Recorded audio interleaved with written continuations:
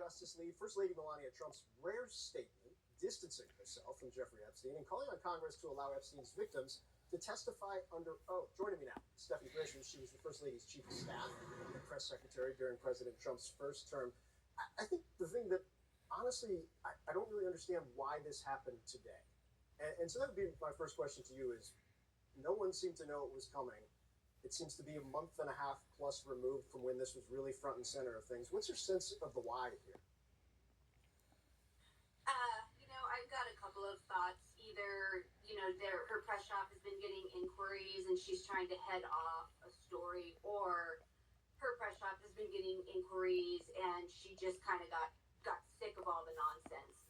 She can go so far and then she gets really tired of being interjected into some of her husband's shadier areas of life, and then she will speak out. So, I said it today on X and I want to say it again. Kudos to her for speaking out and putting those victims front and center.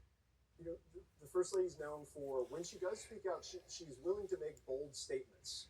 You worked for her when she wore, of course, the jacket that everybody remembers, that I really don't care, do you? You know her well. The decision to come forward now and speak, you gave a good kind of run through of how maybe she thinks through things or what was happening at the time. Are you surprised that it happened now and not earlier on in this process? No. Melania Trump thinks about everything she does, and she thinks about it for a very long time, and she does things very strategically.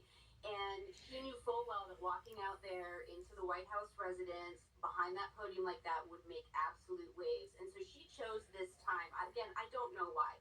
Perhaps, again, it's a story, or she just got an inquiry, or she saw something obscure that nobody else did see, and it just made her upset.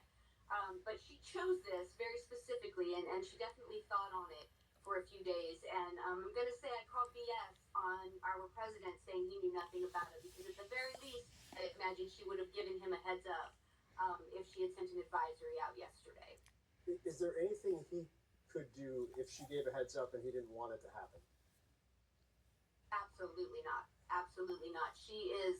I feel like I'm going back to my talking points from when I was her comms director and her chief of staff, but it's the truth. She's a very strong, very independent woman, and when she feels that she needs to do something and she feels very strongly that it's the right thing to do, she will do it no matter what anybody says, be it her husband, be it her advisors, it doesn't matter.